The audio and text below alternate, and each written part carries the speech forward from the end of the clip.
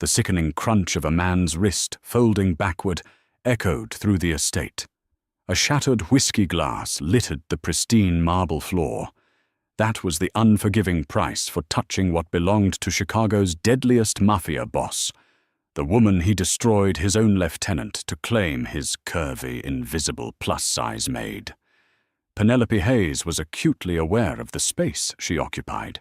At 26 years old, and a solid size 22, her body was a landscape of soft, heavy curves, thick thighs, and a generous belly that no apron could ever fully disguise.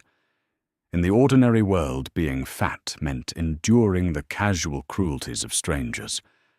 But inside the sprawling, fortified walls of the Costa estate in the affluent northern suburbs of Chicago, it meant something entirely different. It meant she was invisible. In a house crawling with sleek, surgically perfected mob wives and diamond-draped mistresses, Penny was part of the furniture. She was the help. She wore a suffocating, stiff black uniform from a cheap supply store on Fullerton Avenue, her dark hair scraped back into a severe bun, her head perpetually bowed. And for 2 years she had survived by blending into the expensive damask wallpaper, polishing mahogany, and scrubbing blood out of imported Persian rugs without ever asking questions. The master of the house was Damien Costa. Even thinking his name made the hairs on the back of Penny's neck stand up. Damien wasn't a loud, cigar-chomping gangster from the movies. He was a 40-year-old phantom of a man, tall, broad-shouldered, with eyes the color of shattered ice and a jawline carved from granite. He wore bespoke Brioni suits, spoke 5 languages, and ran the largest illicit port smuggling operation in the Midwest. He was ruthless, calculating, and terrifyingly quiet. Men who crossed Damien Costa didn't end up in the river. They simply ceased to have ever existed. It was the night of the annual winter gala. The estate was a chaotic hive of excess. Hundreds of guests milled about the grand ballroom under crystal chandeliers, the air thick with the scent of Tom Ford cologne, expensive Cuban cigars, and the metallic tang of danger that always clung to Damien's inner circle. Penny's calves burned. She had been on her feet for 14 hours, carrying heavy silver trays of champagne and hors d'oeuvres, her thick thighs chafing beneath the cheap nylon of her pantyhose. She kept her eyes glued to the floor, weaving through the crowd. She felt the occasional disgusted glance from a skeletal woman in a Prada gown, felt the way the men looked right through her, as if she were a ghost holding a tray. It hurt, but she swallowed the humiliation. The pay was triple what she could make anywhere else, and she had her mother's crushing medical debts at Northwestern Memorial Hospital to pay off. But not everyone was ignoring her. Victor Rinaldi, a mid-level enforcer who had recently been promoted to Damien's inner circle, was drunk. Victor was a volatile, cruel man with a pockmarked face and a penchant for sadism. All night Penny had felt his bloodshot eyes tracking her. While the other men ignored her weight, Victor seemed fixated on it. He stared at the heavy sway of her hips, the full, soft jut of her breasts, straining against the buttons of her uniform. It wasn't a look of romance. It was the predatory gaze of a man who enjoyed breaking things, especially things he deemed beneath him. "Hey, pork chop," Victor slurred as Penny hurried past the billiards room, her tray nearly empty. Penny froze her heart, hammering against her ribs. She didn't look up. "Excuse me, sir. I need to return to the kitchens." "I didn't tell you to leave," Victor said, stepping into her path. He smelled of sour bourbon and sweat. His expensive suit couldn't hide the crude thug underneath. He reached out his thick, calloused finger, dragging along the soft, fleshy curve of her jawline. "You've been scurrying around all night, shaking all that meat around. You think we don't see you?" "Please, sir," Penny whispered, her voice trembling. She tried to step back, but her heavy body was clumsy in her panic, her heel catching on the thick rug. "I have a job to do." "Yeah, and I'm telling you what your job is." Victor's eyes dropped to her chest, a vile smirk twisting his lips. "I like 'em thick, means there's more to bruise, more to hold on to when you fight back." A cold sweat broke out across Penny's back. She looked around desperately, but the hallway was deserted. The heavy oak doors of the billiards room muffled the music from the ballroom. She was a fat, poor maid in a house full of murderers. No one was going to save her. "Let me pass," she said, trying to summon a firmness she didn't feel. Victor laughed, a harsh, grating sound. He took a step forward, closing the distance between them. "Or what you gonna eat me?" Penny shoved the silver tray hard into his chest, hoping to wind him, and bolted for the service corridor. Her breath came in ragged gasps, her heavy breasts bouncing painfully as she ran. She just needed to make it to the servants' quarters. She pushed through the swinging doors into the massive, dimly lit butler's pantry, seeking refuge among the towering shelves of crystal and china. But Victor was faster. The heavy pantry doors swung shut, sealing off the noise of the party. Penny backed away, her breathing loud and panicked in the quiet room. Victor shoved his way in right behind her, his face flushed red with sudden violent anger. The tray trick hadn't wounded him, only bruised his fragile ego. "You stupid fat bitch," Victor hissed, locking the deadbolt with a sharp click. "You think you can put your hands on a made man?" "I'm sorry," Penny gasped, backing up until her spine hit the cold stainless steel edge of the prep counter. There was nowhere left to go. Her body, so large and cumbersome, felt like a trap. "I didn't mean to. Please, Victor, I won't say anything. Just let me go." "Oh, you're not going anywhere." Victor lunged his heavy hands, grabbing her thick upper arms. His grip was bruising his fingers, digging painfully into her soft flesh. He slammed her back against the counter, the force knocking the wind out of her lungs. Tears spilled over Penny's cheeks. She struggled, trying to push his chest away, but her soft hands were no match for a man who beat people to death for a living. "Stop it!" she sobbed, turning her face away as Victor pressed his foul-smelling mouth against her neck, biting down hard enough to draw a sharp cry of pain from her lips. All this soft, heavy flesh, Victor grunted, his hand dropping to grope the thick curve of her thigh, hiking up the cheap fabric of her skirt. "You're a fucking pig, you know that, but I'm gonna make you squeal." The pantry door didn't just open. It was kicked off its heavy brass hinges. The deafening crash of splintering wood made Victor freeze. Penny ripped her eyes open, her vision blurred with tears, to see a silhouette standing in the ruined doorway. Damien Costa. The temperature in the room seemed to plummet by 20 degrees. Damien stood perfectly still, dressed in a midnight blue tuxedo, a crystal tumbler of scotch hanging loosely from his left hand. The lighting cast long demonic shadows across his sharp cheekbones. His eyes, usually a calm, detached ice blue, were practically glowing with an unholy, murderous rage. "Boss!" Victor stammered instantly, dropping his hands from Penny and stumbling backward. The drunken lust evaporated from his face, replaced by sheer, naked terror. "Boss, it ain't what it looks like. This fat cow she came on to me. I was just putting her in her place."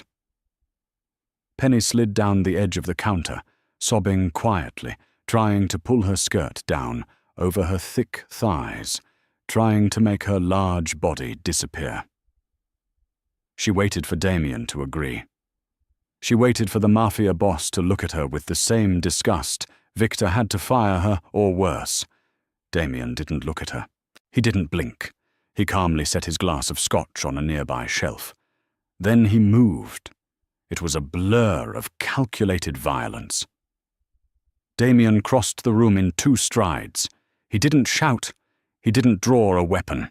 He simply grabbed Victor by the lapels of his suit and slammed him face first into the heavy oak chopping block in the center of the room. Victor screamed a pathetic wet sound as his nose shattered against the wood. "Boss Damien, please!"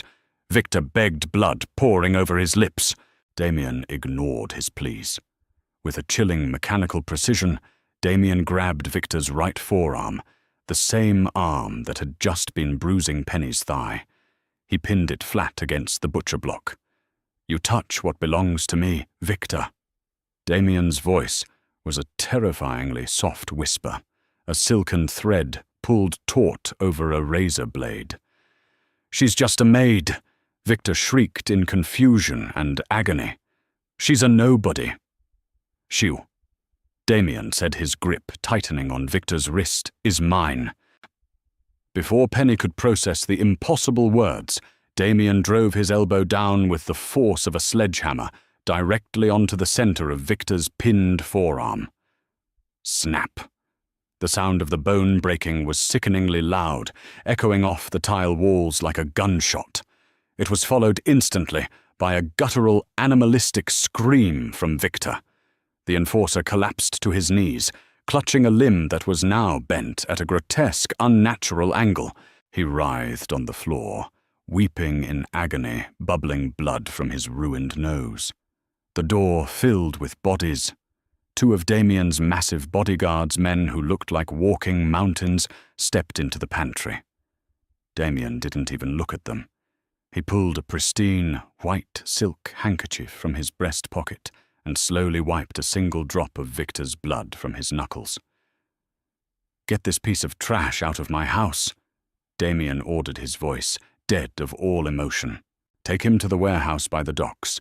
Ensure he never uses that hand or the other one again." "Yes, Mr. Costa," one of the guards rumbled. They dragged the sobbing, broken Victor out of the room by his collar, leaving a thick smear of crimson across the expensive floor tiles. The door was pulled shut, leaving it hanging crookedly on its frame. Silence descended on the pantry, broken only by Penny's ragged, terrified breathing. She was still huddled against the counter, her arms wrapped around her large stomach, trembling violently. Damien had killed men for less. He was a monster. And now she was alone in a room with him.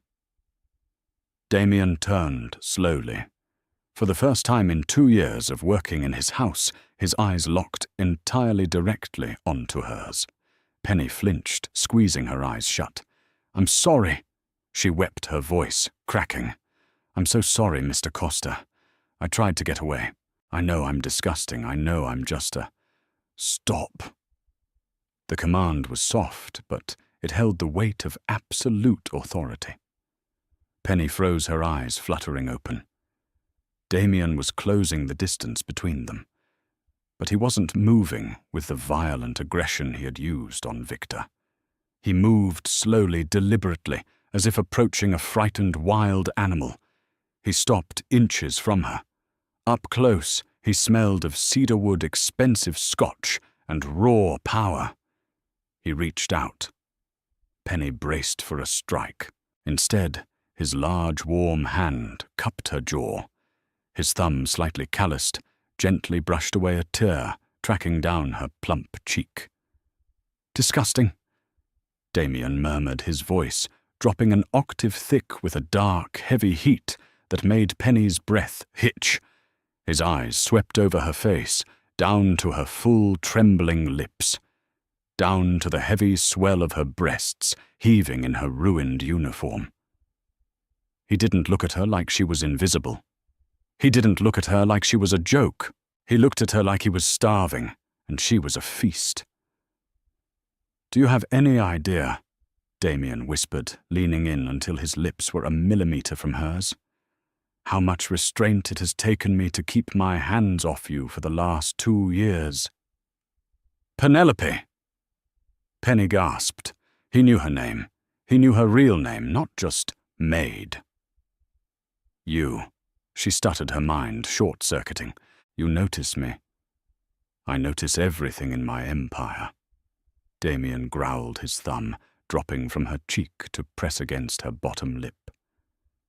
I notice how your hips sway when you carry those heavy trays. I notice how your uniform stretches across your curves. I notice how you try to shrink yourself, hiding all this beautiful soft flesh from the world. His eyes darkened, a dangerous obsession, flaring in the ice-blue depths. I put you on the night shift so the other men wouldn't look at you. I told security to keep you off the main floor tonight, and yet you slipped away. And that piece of filth put his hands on what is mine. I'm not yours, Penny whispered, though her heavy body was betraying her, leaning instinctively into the blistering heat radiating from him. You are now, Damien said, and then his mouth crashed down on hers. It wasn't a gentle kiss. It was a brand. It was a violent, possessive claiming. Damien's large hands slid into her hair, gripping the back of her neck, holding her in place as his mouth devoured hers. Penny moaned into his mouth, a sound of sheer shock and unexpected terrifying pleasure. She had spent her whole life feeling too big, too clumsy, too much. But against the sheer hard dominance of Damien Costa, she felt small. She felt protected. Damien angled her head, his kiss deepening as his teeth grazed her bottom lip. He caught the plump flesh of her lip between his teeth and bit down hard enough to sting, gentle enough to thrill. He claimed her lip, sucking it into his mouth, tasting the salt of her tears and the sweet, terrified breath from her lungs. His other hand slid down her back, ignoring the stiff fabric of her uniform, finding the deep, soft curve of her waist and gripping the heavy, fleshy flare of her hip. He squeezed a groan vibrating in his chest, a sound of a man who had finally gotten his hands on an obsession he had been denying himself for years. When he finally pulled back, Penny was gasping for air, her legs shaking so badly she would have collapsed if Damien wasn't holding her upright by her waist. Her lips were swollen red and throbbing from his bite. Damien stared down at her, his chest heaving slightly, his eyes burning with a dark, territorial fire. He ran his thumb over the lip he had just bitten. Go upstairs to the east wing, Damien ordered, softly, his voice leaving no room for argument. The master suite. You're done cleaning floors, Penelope. Tomorrow you get a new wardrobe, one that doesn't hide my property. Penny stared at him, caught in a terrifying, intoxicating web.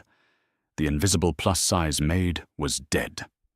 In her place, a mafia king's obsession had just been born, and in the dangerous world of Damien Costa, there was no going back. The master suite in the east wing of the Costa estate did not feel like a bedroom. It felt like a museum exhibition, dedicated to dangerous luxury. Penelope awoke the next morning, buried beneath a mountain of dark charcoal silk sheets. The mattress was so impossibly soft that her heavy, aching body felt perfectly cradled, every generous curve supported and revered by the expensive fabric. She lay perfectly still for a long time, her heart hammering a frantic rhythm against her ribs as the memories of the previous night washed over her. The blood, the snapping of Victor's bone, the terrifying, soul-consuming heat of Damien Costa's mouth devouring hers. Penny pushed herself up the silk pooling around her thick waist. She was wearing one of Damien's discarded dress shirts, the crisp white cotton smelling intensely of his cedarwood and Scotch cologne. It dwarfed her, though it stretched comfortably tight across her large, full breasts. She swung her heavy legs over the side of the towering mahogany bed, her bare toes sinking into a genuine flocati rug that probably cost more than her mother's entire medical debt at Northwestern Memorial Hospital. You sleep like a woman who has never felt safe, Penny gasped, snatching the collar of the shirt tightly together. Damien was sitting in a winged leather armchair in the shadowed corner of the massive room. He had already abandoned his tuxedo. He wore a pair of tailored black trousers and a dark grey Henley that stretched taut over his broad, heavily muscled chest. The sleeves were pushed up, revealing forearms corded with veins and a sprawling tattoo of the Chicago skyline wrapped in barbed wire. He looked rested. He looked lethal, and his ice-blue eyes were fixed entirely on her, tracking her every movement with a dark, predatory hunger. "Mr. Costa," Penny breathed, her voice trembling slightly. "Damien." He corrected his voice, a low, gravelly rumble that sent a shiver straight down her spine. He stood up, uncrossing his long legs, and walked toward a silver serving cart she hadn't noticed near the floor-to-ceiling windows. "If you ever call me Mr. Costa again, Penelope, I will assume you are playing a game that ends with you backed against a wall." He pushed the cart toward the bed. It was laden with a staggering amount of food. Thick slices of brioche French toast, dripping in authentic maple syrup, a mountain of crispy bacon, a bowl of fresh berries, and a steaming pot of dark roast coffee. "Eat," he commanded, gently lifting a heavy silver dome. Penny stared at the food, her stomach giving a traitorous rumble. In her old life, men had always watched her eat with judgment, their eyes silently tallying calories, mocking her large body. She instinctively shrank back. I shouldn't. I'm all ready." She trailed off, gesturing nervously to her wide hips and heavy stomach. Damien's jaw tightened. He closed the distance between them, sitting on the edge of the mattress. The bed dipped under his massive weight. He reached out his large hands, gripping her thick thighs right above her knees, his thumbs pressing into the soft, dimpled flesh. "Do not insult the body I am obsessed with," Damien said, his voice dropping to a dangerous whisper. "The world is full of starving, brittle women who snap under pressure. I don't want bone, Penelope. I want softness. I want a woman who takes up space. I want you. Every heavy, beautiful inch of you." He leaned in, pressing a soft, lingering kiss to the plump swell of her cleavage, exposed by the oversized shirt. "Now eat. You need your strength for the life you are about to step into." Penny picked up a fork with a shaking hand, her mind spinning. "Why me?" she asked softly, taking a small bite of the rich brioche. "You could have any woman in Chicago. Why a maid?" Damien poured a cup of coffee, black, and handed it to her. "You think your employment here 2 years ago was an accident?" Penny froze the fork halfway to her mouth. "What do you mean?" Damien sighed, running a hand through his dark hair. 2 years ago, my father was dying of lung cancer at Northwestern Memorial. I practically lived in the oncology ward. One night at 3 a.m, I walked down to the cafeteria. I saw a girl sitting alone by the vending machines. She was crying over a stack of medical bills, looking so incredibly defeated, yet so fiercely beautiful. I watched you wipe your tears, square your heavy shoulders, and walk back into your mother's room to smile for her. Penny's breath hitched. You were there." I made a few phone calls. Damien confessed, his ice-blue eyes entirely unapologetic. "I found out you owed $100,000 to a loan shark operating out of the South Side, a man named Leo Callahan. Callahan is an animal. He was planning to put you on the streets to work off your mother's debt. So I bought the debt. And then I had my staffing agency offer you a job here at triple the market rate so you could pay it off safely within my walls."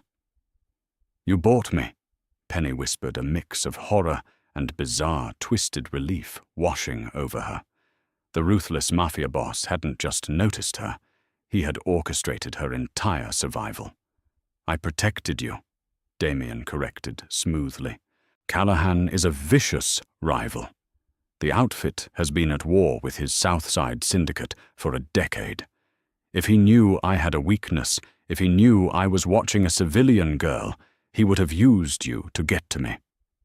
So I hid you in plain sight. I made you a maid. I kept my distance. But last night, when Victor touched you, Damien's eyes darkened, a terrifying shadow crossing his face. My patience ran out. The game of hiding you is over. Today, you become untouchable. Before Penny could process the massive, life-altering confession, the heavy oak doors of the master suite burst open. Damien was on his feet in a microsecond, a heavy black Glock 19 materializing in his hand from the waistband of his trousers. A breathless, blood-spattered guard stood in the doorway. "Boss!" The man gasped, clutching a bleeding shoulder. "It's Callahan. His men just breached the front gates. They bypassed the security grid. We have a mole." Chaos erupted. The tranquil sanctuary of the master suite was instantly shattered by the distant, echoing pop of automatic gunfire from the lower levels of the estate. Damien's demeanor shifted from a possessive lover to a cold-blooded general. He racked the slide of his Glock, his eyes entirely devoid of warmth. "Lock the steel shutters," he barked at the guard. He turned to Penny, his gaze fierce. "Penelope, get in the master bathroom. It's reinforced with ballistic steel. Lock the door and do not open it for anyone but me. Do you understand?" "Damien!" Penny cried out, her heavy chest heaving with sudden terror. "They're here for you. They are here to die," Damien said flatly. He grabbed her face, kissing her hard and fast, leaving the metallic taste of adrenaline on her lips. "I love you. Hide." He didn't wait for her reply. Damien sprinted out the door, the guard right behind him, pulling the heavy oak doors shut. Penny was left alone in the massive suite. Her bare feet slapped against the hardwood as she ran toward the cavernous marble bathroom. But just as her hand wrapped around the gold-plated doorknob, the oak doors of the bedroom clicked open again. Penny spun around, expecting Damien. Instead, a man named Jimmy, one of Damien's trusted perimeter guards who had always smiled at Penny in the kitchens, stepped into the room. He wasn't smiling now. He held a suppressed pistol in his hand, his eyes darting nervously around the luxurious suite. "Jimmy," Penny whispered, backing away from the bathroom door. Jimmy's eyes locked onto her. "Sorry, Porky," he sneered, raising the weapon. "Callahan pays better than Costa, and Callahan said to bring him whatever Costa keeps locked up in the East Wing. Turns out it's just the fat Maid." Penny's heart hammered against her ribs like a trapped bird. Jimmy was the mole. He had let Callahan's men inside.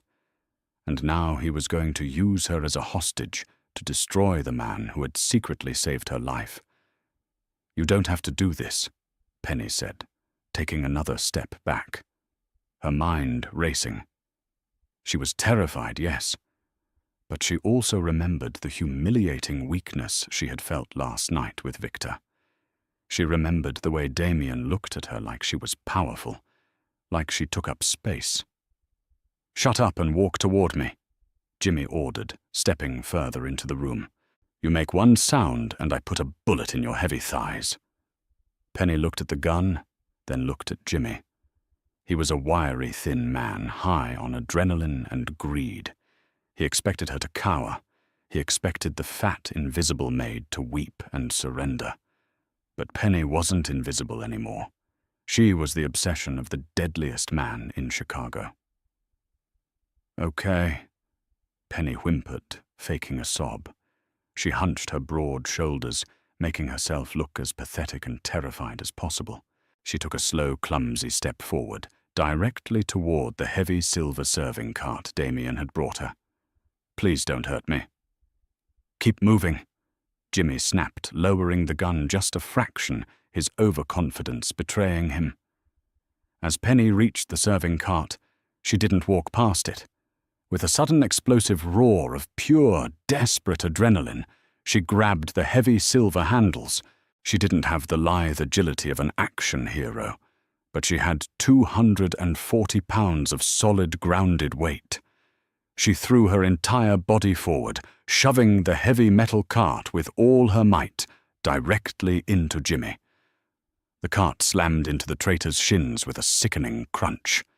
Jimmy screamed, dropping the gun as the heavy silver dome, the scalding pot of coffee, and the porcelain plates crashed violently onto his chest. He fell backward, his head cracking hard against the solid mahogany bedpost. He slumped to the floor, groaning desperately, reaching for his dropped pistol. Penny didn't hesitate. She lunged forward, her heavy body landing directly on Jimmy's chest, pinning him to the floor. The breath left his lungs in a violent whoosh. She grabbed the heavy silver coffee pot and smashed the bottom of it directly into his nose, shattering it, just as Damien had done to Victor. Jimmy went entirely limp beneath her. Penny sat on his chest, her large thighs pinning his arms, panting heavily, her white shirt stained with spilled coffee and a few splatters of Jimmy's blood. She was trembling violently, but she was alive. She had fought back. The door to the suite blew open. Damien stood in the doorway, his suit jacket gone, his white shirt splattered with crimson. He held a high-powered rifle in one hand. The hallway behind him was completely silent, a testament to the brutal absolute violence he had just unleashed upon Callahan's men. He froze, his ice-blue eyes taking in the scene. The overturned cart, the unconscious traitor bleeding on the rug.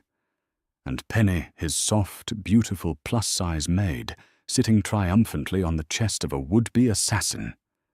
Damien slowly lowered his rifle. A dark, terrifying, incredibly proud smile spread across his handsome face. He walked over, extending a large, blood-stained hand to her. "I told you," Damien murmured, his voice thick with raw devotion, as he effortlessly hauled her heavy body up against his chest, completely ignoring the mess. "I don't want a fragile woman. I want a queen who can hold her own." Penny wrapped her thick arms around his neck, burying her face into his solid protective chest. "Are they gone?" she whispered. "Callahan is dead. His syndicate is ash," Damien replied smoothly, pressing his lips to the crown of her head.